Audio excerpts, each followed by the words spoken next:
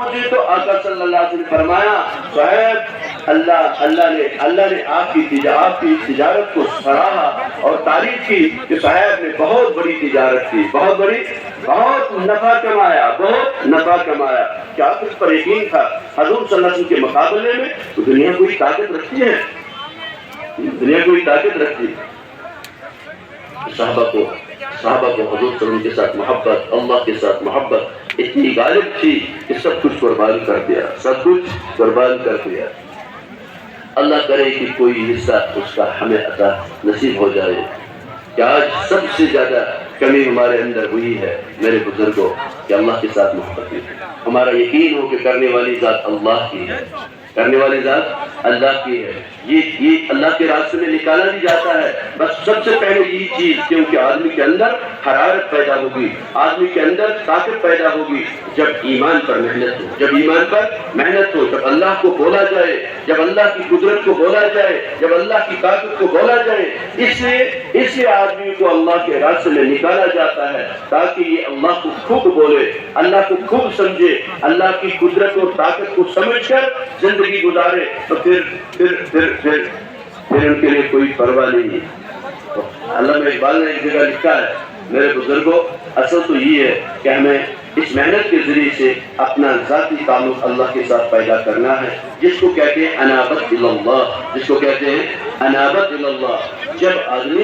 جب آدمی کے اندر اللہ کی طاقت اور اللہ کی قدرت اور اللہ کی معرفت پیدا ہو جاتی ہے، پھر وہ بے نیاز ہو جاتا ہے، کوئی پریشانی نہیں. پھر تو مخلوق کا ڈر دل سے نکل جاتا ہے، اللہ کا ڈر جب دل میں آتا ہے.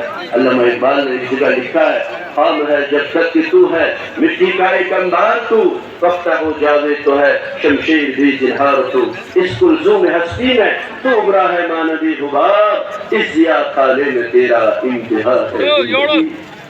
آدمی اگر تیرے اندر اللہ کی معرفت ہے، اللہ کے ساتھ مضبوط تعلق ہے اور اللہ کے کلام کی عظمت ہے، تو اب کوئی پرواہ نہیں. خام ہے جب تک کہ تو ہے مٹی کا ایک انبار. تو اب رہا مسئلہ، جب تو خام ہے، کچا ہے، تیرے اندر اللہ کی معرفت نہیں، اللہ کا تعارف نہیں، اللہ کے ساتھ تعلق نہیں، نبی اکرم صلی اللہ علیہ وسلم کا عشق نہیں، تو خام ہے، ایک مٹی کا ڈھیلا ہے.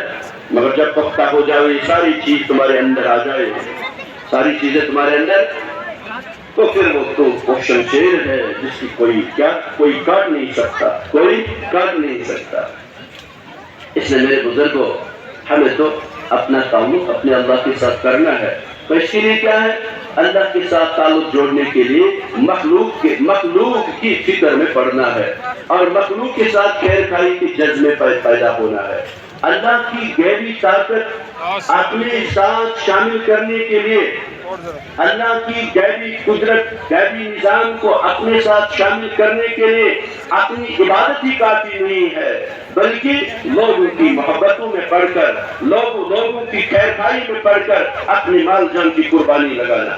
کان اللہ فی اولہ، آقا صلی اللہ علیہ وسلم نے فرمایا جو لوگوں کے خیر خواہی کے لیے نکلے، لوگوں کو نفع رسانی کے لیے نکلے، اللہ لوگوں کی حاجتوں کو پورا کرنے کے لیے نکلے، اللہ اس کی مدد میں نکلتا ہے. یعنی اللہ کی غیبی طاقت اس کے ساتھ ہو جاتی ہے.